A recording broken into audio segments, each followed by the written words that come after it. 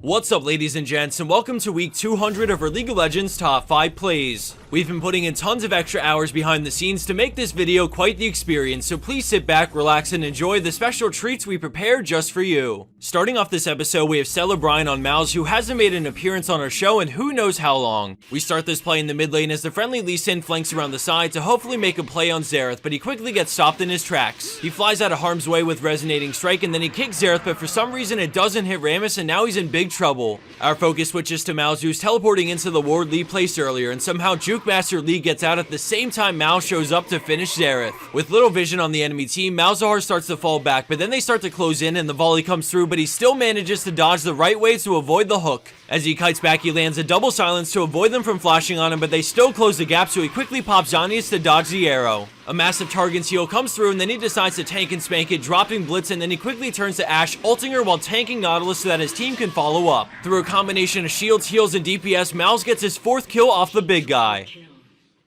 Moving into our number 4 spot, we have Jon Snow on Jinx, coming up huge in the bot lane thanks to amazing synergy with her support. Right off the bat, we see the bull run in, getting a nice pulverize, but then all of a sudden Jarvan is here, and they know he's here because of a ward, so they go into full retreat.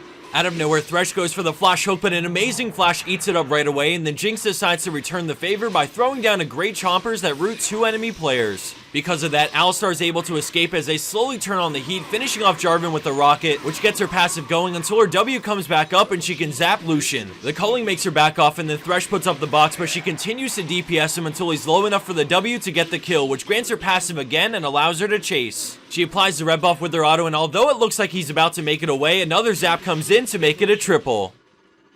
As we just saw, synergy can make incredible plays come together, so although MK and Nubbas submitted this next clip, you can't give enough credit to the rest of the team for being instrumental in this play. Thresh hides in the fog of war as the enemy team make their way down mid. From the shadows, the hook emerges, finding the Tristana as he flies in, and Orianna shields him straight into a massive shockwave on all 4. Fiora ults, followed by the empowered rockets from Heimer to burst down the enemy team's front line. Zyra and Evelynn go into full retreat, and although it looks like they've created a big enough gap, blue team is bloodthirsty and not ready to give up on the chase. They stay right behind Zyra, and then Thresh begins to tower dive, throwing out an incredible hook that somehow connects on Zyra instead of the creeps, which leads into a final kill and then the tower right after.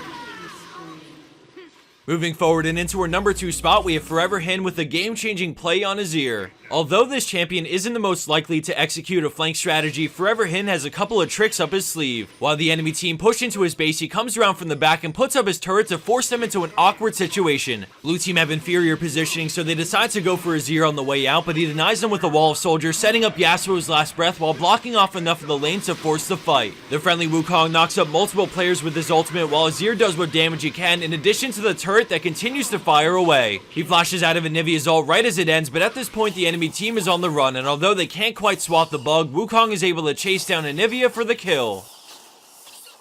And for our number 1 pro play for this week, we have Dead Alien LFT on Amumu in a Challenger Elo game. With everything nice and even in terms of gold, the next big team fight will go a mile to decide who will become victorious. He works his way close to the fight and hides in the fog of war until he finds an opening as we freeze it.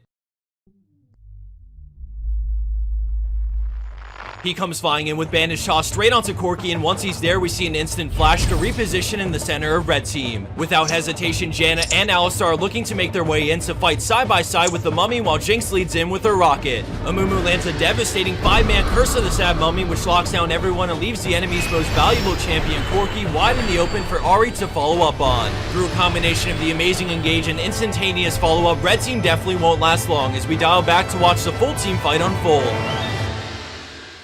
Bandage Toss lands into the flash ult, followed by the immediate charm from Ahri, and then the flash WQ from the bull, locking them down and getting 2 kills right off the bat. One by one, enemy players start to go down as everyone takes off in different directions, but it's no use because Amumu's team crushed that fight so hard they have nothing left to escape with. After that extremely successful team fight, Amumu definitely has nothing to be sad about as they get Baron right after and move one huge step closer to victory.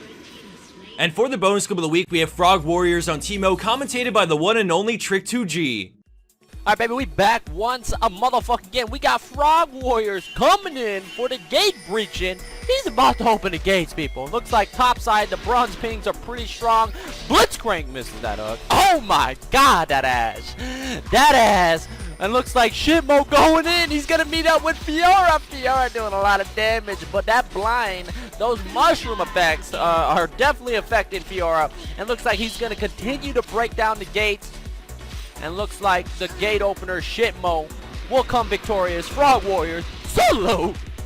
If you want to see more content from the 2G God himself, visit the description box or click on that annotation to head straight over to his YouTube channel. Before signing off, I wanted to quickly propose something to all you summoners out there who are looking to... All I hope is to see you back here for some more League of Legends top 5 plays in the near future.